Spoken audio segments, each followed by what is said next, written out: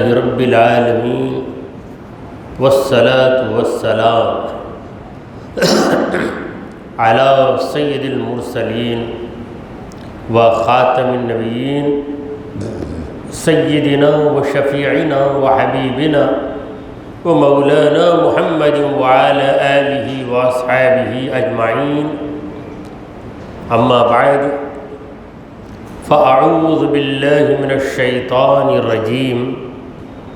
بسم اللہ الرحمن الرحیم. وَهَلْ أَتَاكَ حَدِيثُ مُوسَىٰ. صدق اللہ مولانا العظیم. حاضرین محفل اور معزز خواتین، السلام علیکم ورحمۃ اللہ وبرکاتہ. اللہ رب العزت جل وعلا کی ہم پر بے پناہ مہربانی ہے کہ اس نے ہمیں آقائے نامدار احمد مختار مدنی تاجدار دونوں جہاں کے سردار حضرت محمد مصطفیٰ رسول خدا صلی اللہ تعالی علیہ وآلہ وسلم کی بابرکت امت میں پیدا فرمائے. محترم سامعین، جس آیت مبارکہ کی میں نے تلاوت کی ہے وہ سورہ طٰہٰ کی آیت نمبر 9 ہے. رب کائنات فرماتا ہے وَهَلْ أَتَاكَ، اے نبی کیا آپ تک پہنچی ہے حدیث موسیٰ، موسیٰ علیہ السلام کی خبر، موسیٰ علیہ السلام کا واقعہ کیا آپ تک پہنچا؟ دیکھیے اس میں تشویق ہے. تشویق کا معنی ہے شوق دلانا. رب العالمین اگر چاہتا تو موسیٰ علیہ السلام کا واقعہ یوں ہی بیان کر دیتا. واقعہ بیان کرنے سے پہلے ایک سوال کرنا، سوال کرنے سے مخاطب کے دل میں شوق پیدا ہو جاتا ہے. وَهَلْ أَتَاكَ حَدِيثُ مُوسَىٰ، حدیث موسیٰ، موسیٰ علیہ السلام کا واقعہ کیا آپ تک پہنچا ہے؟ یعنی کہ آپ نے موسیٰ علیہ السلام کا واقعہ سنا ہے؟ جب یہ سوال آئے تو بزبان حال جواب دیا جاتا ہے کہ اے رب العالمین اب تک تو نہیں پہنچا موسیٰ علیہ السلام کا واقعہ، اگر تو بتا دے تو یہ تیری مہربانی ہے. اب موسیٰ علیہ السلام کا جو واقعہ ہے اس واقعے کو اللہ تبارک و تعالی سنا رہا ہے. اذ رأى نارا، جب دیکھا موسیٰ علیہ السلام نے کچھ آگ. موسیٰ علیہ السلام اپنی اہلیہ کے ساتھ آ رہے تھے. حضرت موسیٰ علیہ السلام کی اہلیہ آپ کی محترم بیوی، ان کا نام تھا صفورہ. بی بی صفورہ رضی اللہ عنہا حضرت شعیب علیہ السلام کی بیٹی تھی. شعیب علیہ السلام نے موسیٰ علیہ السلام کی تربیت کی ہے. ان کے پاس 10 برس رہے ہیں حضرت موسیٰ علیہ السلام. پھر موسیٰ علیہ السلام سے شعیب علیہ السلام نے کہا کہ میں تمہارا نکاح میری ایک بیٹی سے کرنا چاہتا ہوں. پہلے ہی سنا دیا کہ تم 8 سال میرے پاس کام کرو گے. اگر تم 8 سال سے زیادہ بڑھ کر کرنا چاہو اور تم 10 سال کر دینا چاہو تو تمہاری مرضی. بہرحال میعاد ختم ہوئی، مدت ختم ہو گئی. شعیب علیہ السلام نے اپنی بیٹی کا نکاح موسیٰ علیہ السلام کے ساتھ کر دیا. حضرت موسیٰ علیہ السلام نکلے مدین سے، چونکہ شعیب علیہ السلام مدین میں تھے، وہاں سے موسیٰ علیہ السلام اپنی اہلیہ کو لے کر آ رہے ہیں، اپنی والدہ سے بھی ملاقات کرنا ہے اور فرعون کے سامنے حق کا پیغام رکھنا ہے۔ تو نکلے مدین سے، رات اندھیری، زبردست سردی ہے، اپنی اہلیہ کو، اپنی دلہن کو لے کے آ رہے ہیں، راستے میں دیکھا کہ آگ نظر آئی۔ جب آگ نظر آئی تو ایسے موقع پر آگ کی بڑی ضرورت پڑتی ہے۔ ایک تو آگ مل جائے تو کچھ گرمی لے لیں گے، راحت ہوگی، جاڑا لگ رہا ہے بدن کو۔ تو اس زمانے میں ایسا ہی تھا کہ لوگ آگ جلا کر آگ کے سامنے اپنے ہاتھوں کو رکھتے یا بیٹھ جاتے تو آگ کی تپش کی وجہ سے انہیں آرام ملتا تھا۔ آج بھی ہم ایسا منظر دیہاتوں کے اندر دیکھتے ہیں، بلکہ شہروں کے اندر بھی کبھی ایسا منظر نظر آ جاتا ہے کہ سڑکوں پر آگ روشن کر کے سردی کے موسم میں بعض لوگ بیٹھ جاتے ہیں اور آگ سے جو گرمی نکلتی ہے وہ گرمی ان کے جسم کو لگتی ہے تو آرام ملتا ہے۔ گرمی کے موقع پر ٹھنڈی چیز آرام پہنچاتی ہے، ٹھنڈک کے موقع پر گرم چیز آرام پہنچاتی ہے۔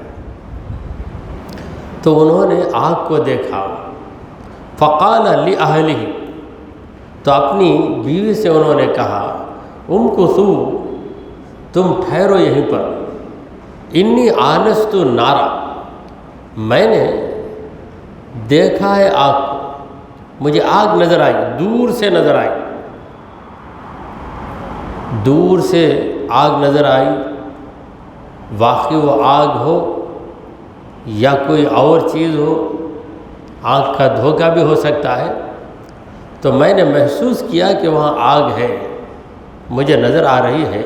لعلی آتیکم منہا بقبس، میں وہاں جاؤں گا، آگ کا ٹکڑا لے کر آؤں گا، آگ کے ٹکڑے، چنگاریاں، یعنی کچھ آگ وہاں سے لے کر آ جاؤں گا۔ آگ زیادہ ہوگی، آگ کا علاوہ ہوگا تو اس میں سے کچھ آگ نکال لے کر آ جاؤں گا۔ او اجد علی النار ہدی، یا وہاں جا کر، اب تو اندھیرا چھایا ہوا ہے، آگ کے قریب جاؤں گا تو ہو سکتا ہے اس اجالے میں مجھے راستہ بھی نظر آئے گا، یا وہاں پہ کوئی راستہ بتانے والا مل جائے، وہ مجھے بتا دے کہ مدین سے مصر تک کیسے جانا چاہیے۔ تو دو فائدے، ایک گرمی بھی مل جائے گی اور دوسرا فائدہ میرا راستہ بھی مجھے نظر آ جائے گا، کیونکہ اندھیرے میں کچھ سمجھ میں نہیں آ رہا ہے کہ دائیں جائیں یا بائیں جائیں۔ تو بات سیدھی سادی تھی، اپنی اہلیہ کو چھوڑ کر آگ کی طرف بڑھے۔ فلما اتاہا، جب موسیٰ علیہ السلام آگ کے پاس آ گئے۔ موسیٰ علیہ السلام کا مقصد کیا تھا؟ آگ کے پاس آئیں گے اور کچھ انگارے لے لیں گے، اس سے اپنی بیوی کو بھی گرمی پہنچائیں گے، یا نہیں تو وہاں جانے کے بعد انہیں سراغ مل جائے گا، روٹ، راستہ معلوم ہو جائے گا۔ مگر جب وہاں پہنچے آگ کے پاس، نودیا یا موسیٰ، انہیں آواز آئی یا موسیٰ، اے موسیٰ، یا موسیٰ۔ اب موسیٰ علیہ السلام لازمی طور پر حیران ہوئے ہوں گے، یہاں مجھے کون پہچانتا ہے؟ میرا نام لے کر مجھے بلانے والا یہاں پہ کون ہے؟ مدین کا بھی کوئی آدمی یہاں نہیں ہے، مصر کا بھی کوئی آدمی نہیں ہے، لیکن میرا نام لے کر مجھے پکارا جا رہا ہے۔ یہ در حقیقت قدرت کی آواز تھی، کسی انسان کی آواز نہیں تھی۔ اسی لیے ایک شاعر کہتا ہے خدا کی دین کو موسیٰ سے پوچھو، خدا کی دین کو موسیٰ سے پوچھو، آگ لینے گئے پیمبری مل گئی۔ شاعر کا تخیل ہے، شاعر کبھی گہری سوچ میں جا کر لطف اندوز باتیں پیش کر دیتا ہے۔ خدا کی دین کو موسیٰ سے پوچھو، گئے آگ لینے پیمبری مل گئی، ٹھیک ہے۔ تو وہاں سے آواز آئی یا موسیٰ، اے موسیٰ۔ اب موسیٰ علیہ السلام رک گئے کہ یہاں آواز کہاں سے آ رہی ہے، اور اس آواز کی کیفیت بھی عجیب تھی۔ کہاں سے آ رہی تھی آواز؟ سامنے سے بھی، پیچھے سے بھی، آگے سے بھی، دائیں بائیں، ہر جگہ سے۔ بلکہ بعض محققین نے کہا کہ موسیٰ علیہ السلام کے جسم کا پرزہ کان بن گئے، ہر جگہ سے آواز آ رہی ہے یا موسیٰ یا موسیٰ یا موسیٰ۔ کہتے ہیں کہ بعض ذکر کی حالت میں ہوتے ہیں تو ان کے جسم کے ٹکڑے ٹکڑے ہو جاتے ہیں، پھر جسم جیسے کا ویسے ہو جاتا ہے۔ تو یہ عجیب کیفیتیں ہیں۔ ہم لوگوں سے جب بیان سننے کی گزارش کرتے ہیں تو کہتے ہیں ہمتن گوش ہو کر سنیے۔ کیا کہتے ہیں؟ ہمتن گوش ہو کر سنیے۔ بہت سے لوگ اعلان بھی کرتے ہیں ہمتن گوش ہو کر سنیے، مگر یہ اعلان کرنے والے بھی نہیں جانتے کہ ہمتن گوش کیا ہے۔ تو میں تفسیر کی محفل میں آپ کو سمجھا دیتا ہوں ہمتن گوش۔ ویسے بہت سے حضرات جانتے بھی ہیں، کیونکہ محفل میں اہل علم بھی ہیں، ایک طرف نثار بھائی ہیں، دوسری طرف ہمارے سعید بھائی ہیں، یہ سب بزرگ ہیں، اور اس زمانے میں اردو میں تعلیم پانے والے حضرات ہیں۔ ان کے سامنے ہم اردو سمجھائیں یہ مناسب نہیں ہے، مگر بچے بھی ہمارے سامنے بیٹھے ہیں تو ان لوگوں کا لحاظ کرتے ہوئے فارسی زبان میں گوش کہتے ہیں کان کو، گوش۔ تن کہتے ہیں جسم کو۔ ہمہ کا معنی ہے سب کا سب، پورا۔ ہمہ تن گوش، یعنی تمہارا پورا جسم کان بن جائے، پورے جسم کو کان بنا کر تم اس بیان کو سنو، اس تقریر کو سنو۔ یہ ہوتا ہے مطلب ہمہ تن گوش ہو کر سنیے، یعنی تمہارا کان ہی کان نہ رہے بلکہ تمہارا بدن کیا بن جائے؟ کان بن جائے۔ تمہاری توجہ یہاں سے ادھر نہ ہو بلکہ کان متوجہ رہے، ہاتھ میں بھی حرکت نہ رہے، پیر میں بھی حرکت نہ رہے۔ ایسا سنو گویا کہ تم صرف کان سے نہیں بلکہ ہاتھ سے بھی سن رہے ہو، پاؤں سے بھی سن رہے ہو۔ تو یہاں ایک کیفیت آ گئی موسیٰ علیہ السلام پر۔ یہ بھی روایت ہے کہ اس وقت ابلیس نے آ کر وسوسہ ڈالا، کیا اے موسیٰ یہ قدرت کی آواز ہے، رب کی طرف سے آنے والی آواز ہے، یہ تمہیں کیسے پتہ چلا؟ تو موسیٰ علیہ السلام نے جواب دیا کہ یہ کسی انسان کی آواز ہوتی تو میں کان سے سنتا، مگر میرے جسم کا پرزہ سن رہا ہے، لہٰذا مجھے یقین ہو گیا کہ یہ انسان کی آواز نہیں ہے، یہ رب کی آواز ہے۔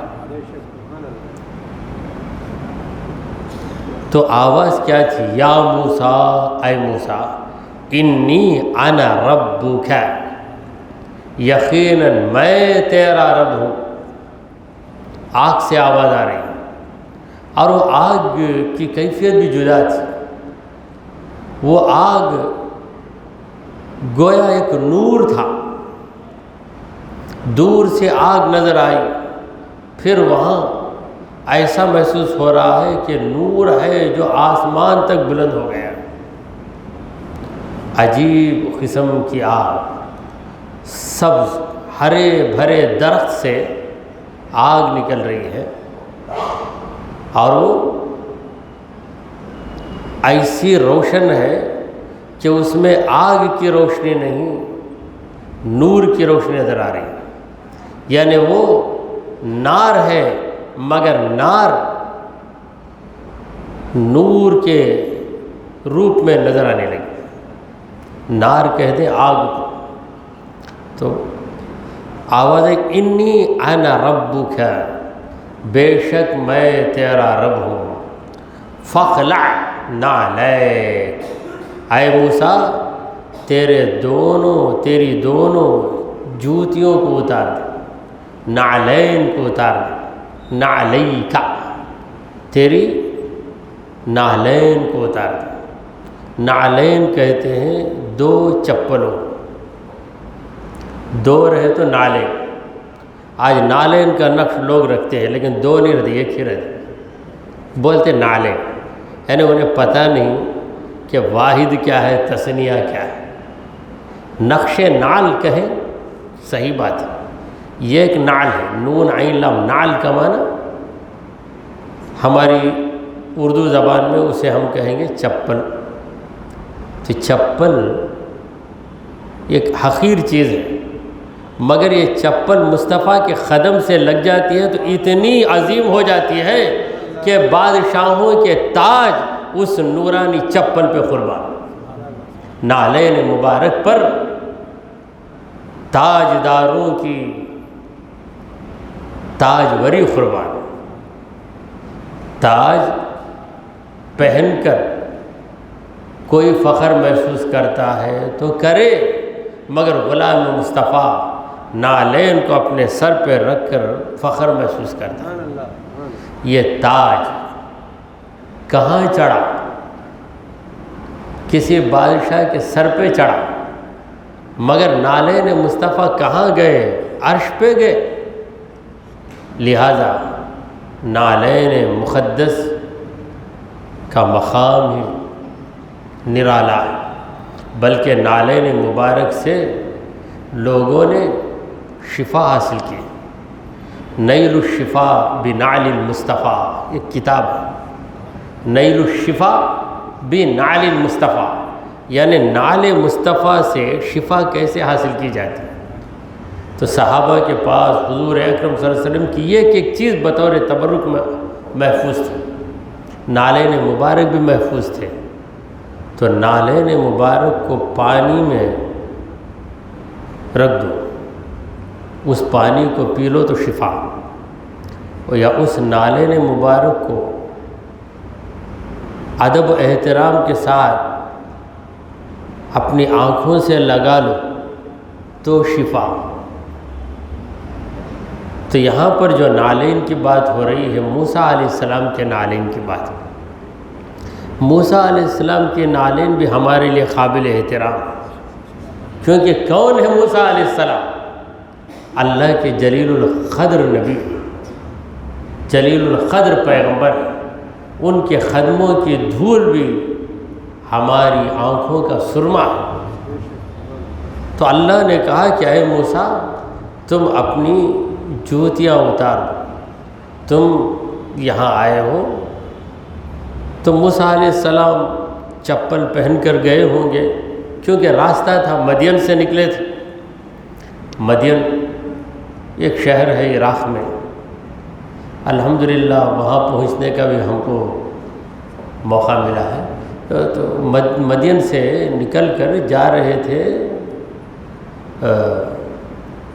مصر کی طرف، تو راستے میں یہ واقعہ ہوا۔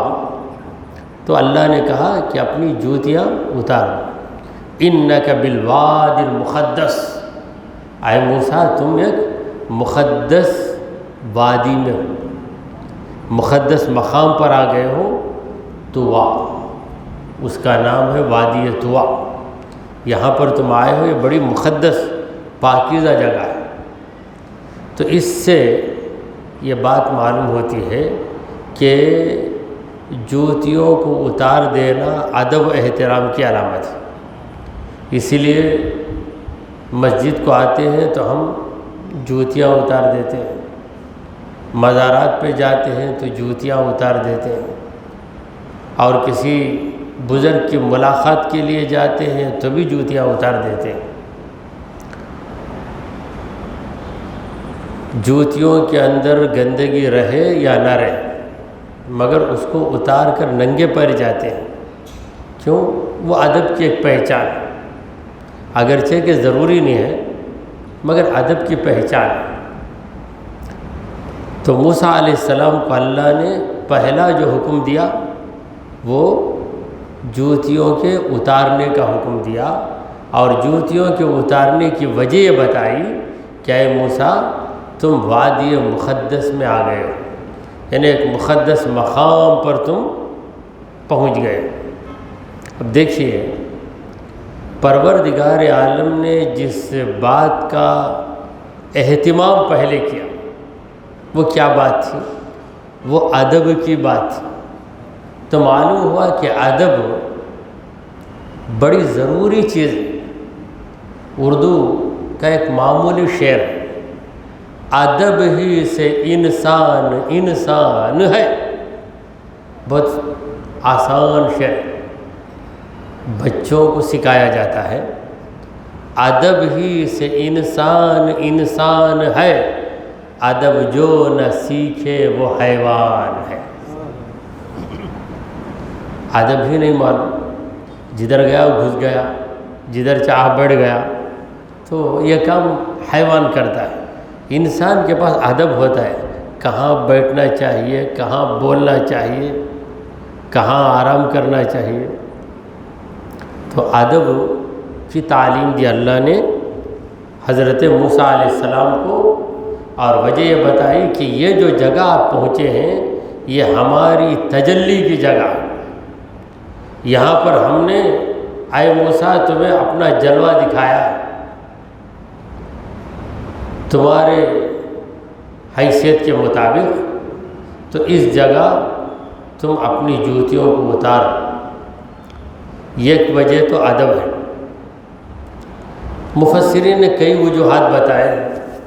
دوسری وجہ یہ کہ موسیٰ علیہ السلام نے جو جوتیاں پہنی تھیں وہ چمڑے کی تھی، وہ چمڑا گدھے کا چمڑا تھا۔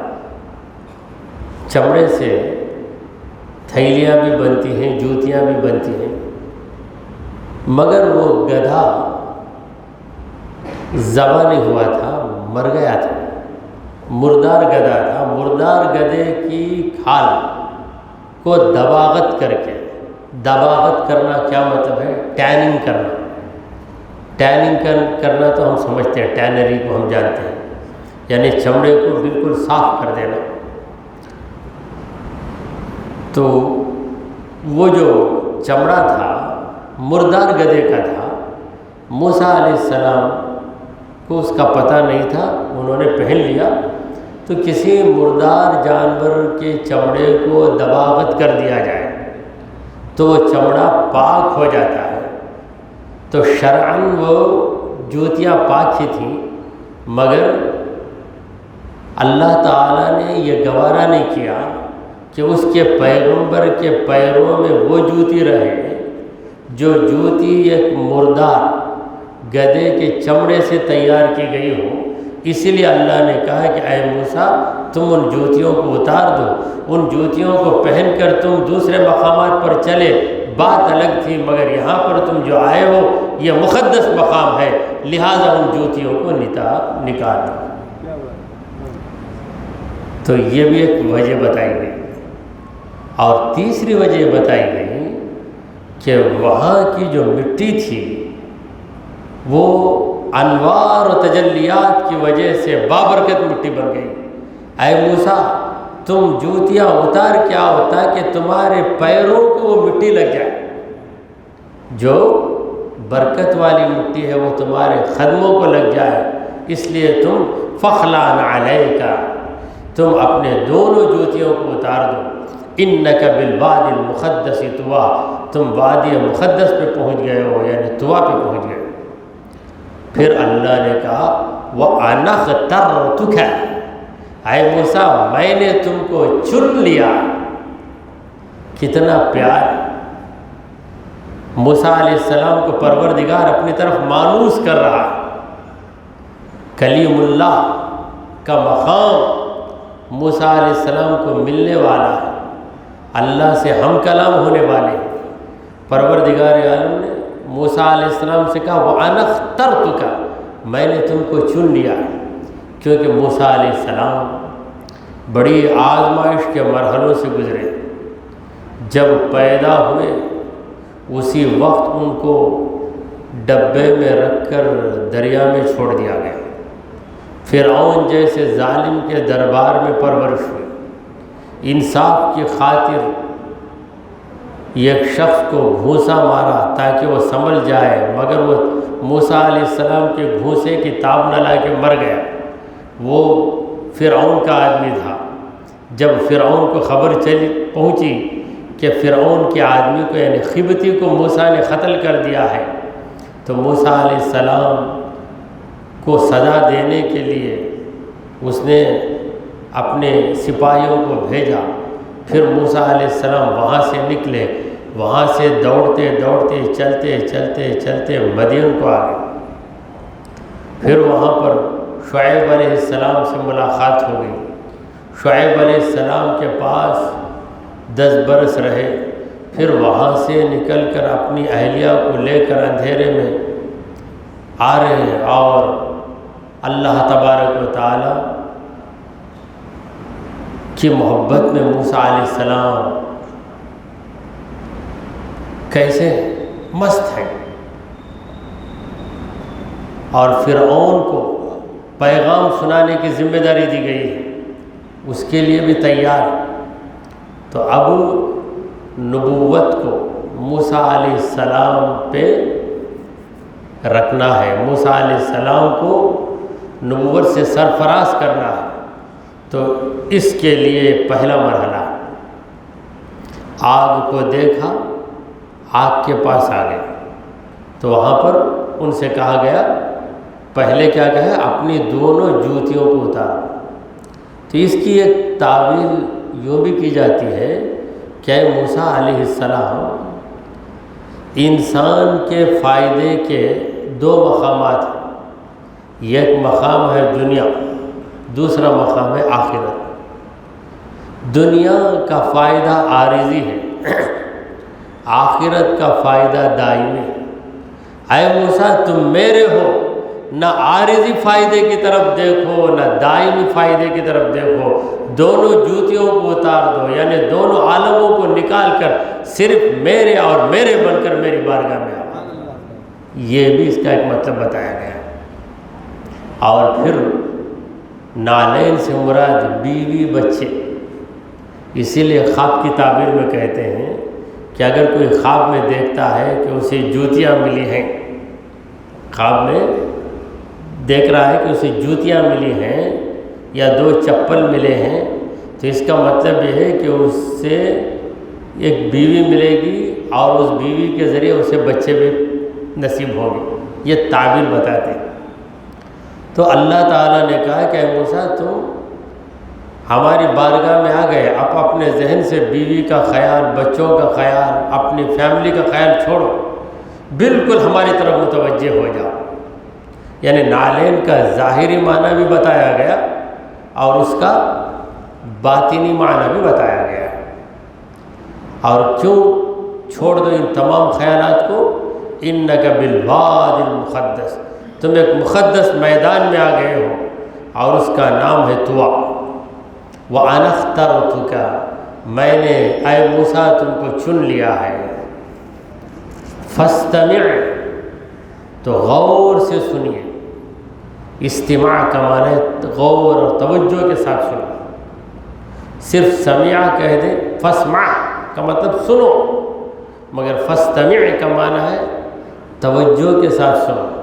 لما یوحیٰ، جو چیز آپ پر وحی کی جائے گی، وحی کے ذریعے آپ کو جو بات بتائی جائے گی، یا وحی کے ذریعے جو بات آپ کو سنائی جائے گی، اسے پوری توجہ کے ساتھ سنو۔ اے موسیٰ میں نے تم کو چن لیا ہے۔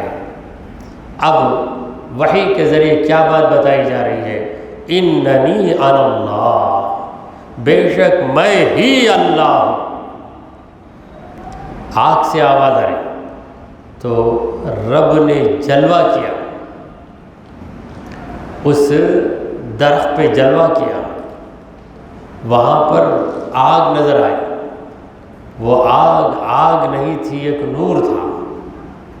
تو آواز آ رہی ہے، وحی ہو رہی ہے موسیٰ علیہ السلام پر، اننی انا اللہ ہوں، بے شک میں ہی اللہ ہوں، لا الہ الا انا، نہیں ہے کوئی معبود سوائے میرے۔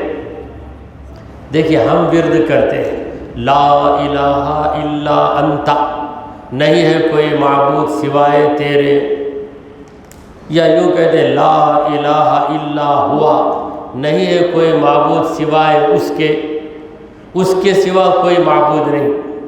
جب ہم اس کا پیغام لوگوں کو سناتے ہیں تو کہتے ہیں لا الہ الا ہوا، لا الہ الا اللہ، اللہ کے سوا کوئی معبود نہیں۔ اور جب اللہ سے ہم فریاد کرتے ہیں تو کہتے ہیں لا الہ الا انت یا اللہ، نہیں ہے کوئی عبادت کے لائق سوائے تیرے اے اللہ۔ اب اللہ خود کہے، اللہ خود کلمہ پڑھے تو اللہ کہتا ہے لا الہ الا انا، نہیں ہے کوئی عبادت کے لائق سوائے میرے۔ تو یہاں اللہ کا کلمہ ہے، بندے کا کلمہ نہیں۔ لا الہ الا انا، نہیں ہے کوئی عبادت کے لائق سوائے میرے، فاعبدنی، اے موسیٰ میری عبادت کر، جب میں ہی معبود ہوں، عبادت کے لائق میں ہوں تو میری عبادت کر۔ وَأَقِمِ الصَّلَاةَ، نماز کو قائم کر لے، لِذِكْرِي، میری یاد کے لیے۔ نماز کو قائم کر، کیوں قائم کر؟ لِذِكْرِي، میرے ذکر کے لیے، میری یاد کے لیے نماز پڑھ۔ وہ بھی کوئی نماز ہے جس میں نہ یاد یار، اللہ کی یاد کے بغیر کوئی نماز پڑھ رہا ہے تو اس کی نماز شکلاً نماز ہے، حقیقتاً اس کی نماز کہاں؟ جھک رہا ہے، اٹھ رہا ہے، رب کی یاد نہیں۔ تو آج بہت سے سجدے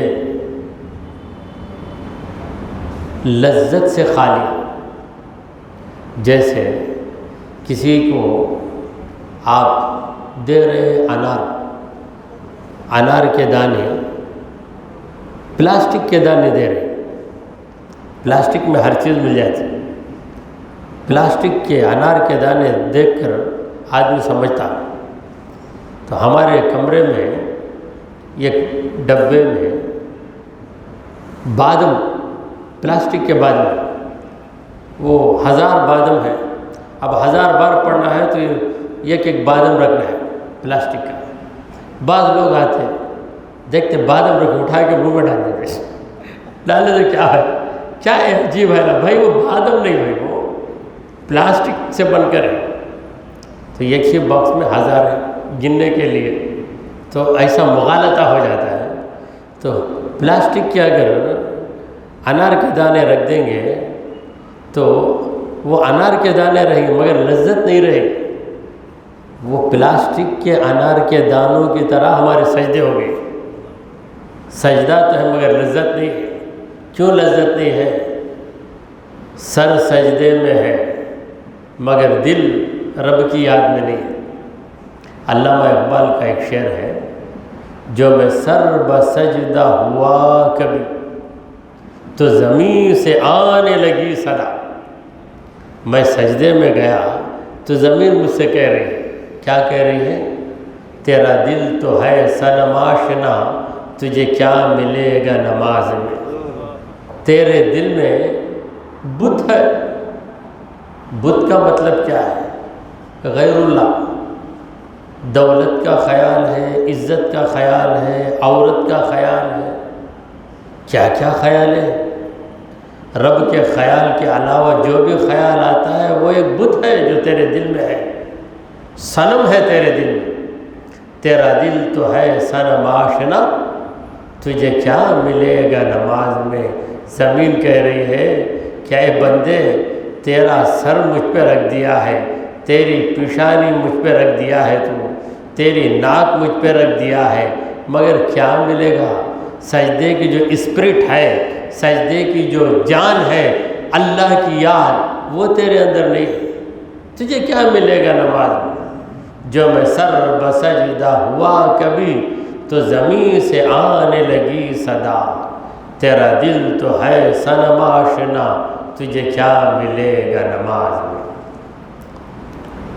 تو اللہ نے موسیٰ علیہ السلام سے کہا وَأَقِمِ الصَّلَاةَ، نماز کو قائم کرنے، لِذِكْرِي، میرے ذکر کے لیے۔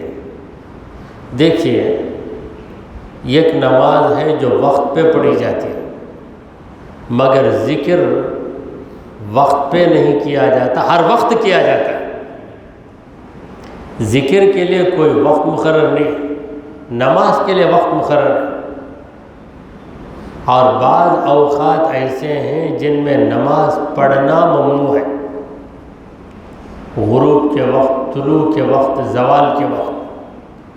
اور بعض حالتیں ایسی ہیں کہ ان حالتوں میں آپ نماز نہیں پڑھ سکتے، آپ بے وضو ہیں تو آپ نماز نہیں پڑھ سکتے۔ اگر عورت حالت حیض میں ہے، وضو کر لے گی تب بھی نہیں پڑھ سکتے۔ میں تو وضو کر لینا، میں تو وضو کر لینا اگر بولی نہیں، ایام میں نماز پڑھ نہیں سکتے، مگر ذکر کے لیے کوئی پابندی نہیں۔ راؤنڈ دا کلاک 24 گھنٹے ذکر میں رہو، ذکر میں رہو۔ جو لمحہ ذکر کے بغیر گزر گیا وہ لمحہ غفلت کا لمحہ۔ تو نماز قائم کر میرے ذکر کے لیے، یعنی ہمیشہ ذکر میں رہے۔ جب نماز پڑھے گا تو خصوصی طور پر تجھے ذکر میں رہنا پڑے گا، کیونکہ ذکر ہی نماز کی جان ہے، ذکر ہی نماز کی جان ہے۔ اگر وہ نہ ہو تو پھر میں گوشت کا سالن بنایا، اس کے اندر سب ہے، آلو بھی ہے، بیگن بھی ہے، پھلی بھی ہے، گوشت ایک اتنے ہیں، مگر نام اس کا گوشت کا سالن بنا، تو کیا مطلب؟ سب ہے، وہ اصل چیز نہیں ہے نا۔ رکوع بھی ہے، سجدہ بھی ہے، قیام بھی ہے، سب ہے، اللہ کا ذکر فقط نہیں ہے، بولے تو کیا ہے؟ وہ کیا نماز ہے؟ اسے ہم نماز کہیں گے؟ اسی لیے اللہ نے کہا وَأَقِمِ الصَّلَاةَ لِذِكْرِي، میرے ذکر کے لیے اے موسیٰ تم نماز کو قائم کرو۔ تو یہاں پر اہل اشارات نے ایک نکتہ بتایا کہ ایک نماز ہے جو پابندی کے ساتھ ادا کی جاتی ہے، جس کے شرائط ہے، اور ایک نماز ہے جو دائمی ہے، جس میں نہ وضو کی پابندی ہے، نہ استقبال کعبہ کی پابندی ہے، نہ کسی خاص ہیئت کی پابندی ہے۔ ہیئت کا معنی ہے قیام ایک ہیئت ہے، رکوع ایک ہیئت ہے، سجدہ ایک ہیئت ہے، ان ہیئتوں کی بھی پابندی نہیں ہے۔ وہ نماز ہے ذکر، وہ اس نماز کو کہتے ہیں ذکر۔ تیری یاد میری نماز ہے، تیری یاد میری نماز ہے، یہ صوفیاء کرام کا نظریہ ہے۔